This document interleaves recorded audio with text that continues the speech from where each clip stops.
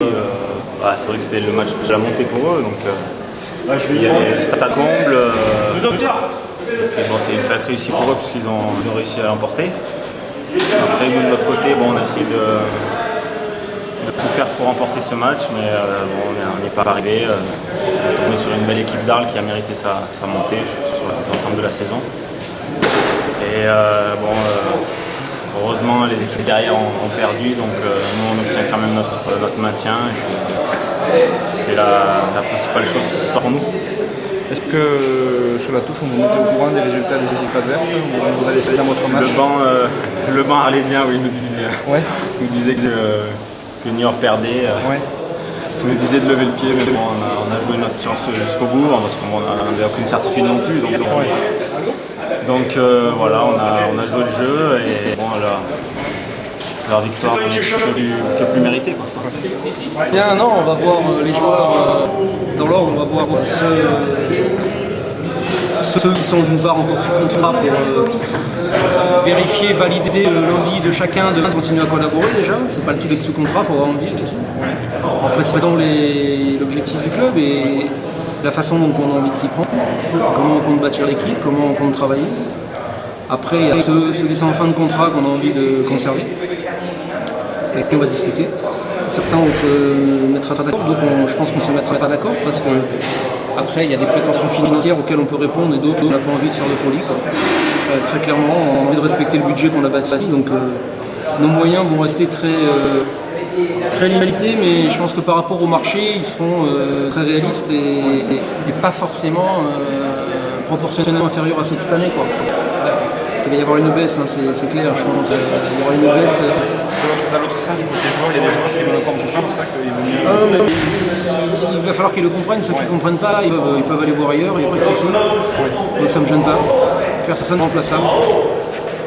Donc, puis on signifiera aussi à ceux qui sont en fin de contrat et avec qui on ne souhaite pas repartir. On leur dira également, ça me paraît de la moindre des choses. Voilà quoi, et nous, ça ne nous empêche pas de continuer à travailler sur nos postes, je dirais, où on a véritablement privilégié un profil.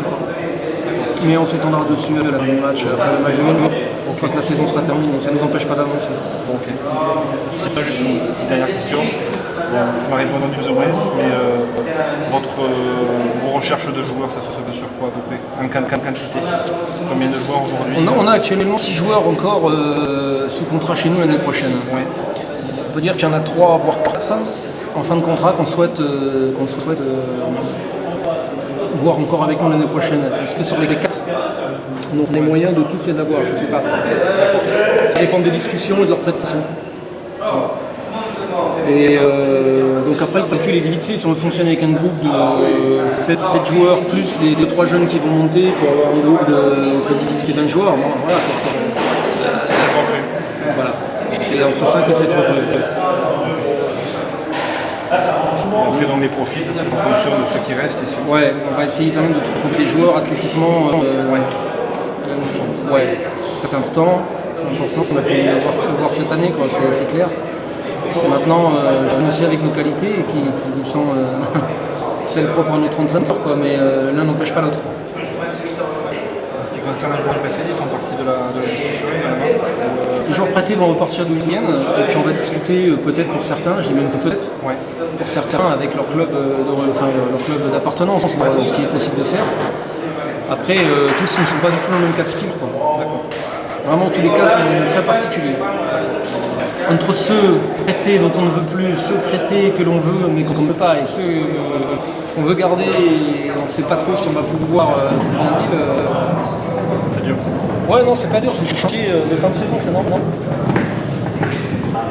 La DNTG était repoussée au 2 juin pour beaucoup de clubs, donc je dirais que de toute façon, faisant les choses dans l'ordre, nous, ça ne nous empêche pas de travailler sur des dossiers. J'ai pris le parti, moi, de peut-être trouver des accords avant qu'on revienne de la DNCG, mais on ne contractualisera que quand on sera revenu de la DNCG. Parce que je pense qu'il va se passer certaines choses dans national cette année un peu surprenantes. Et toutes les décisions administratives,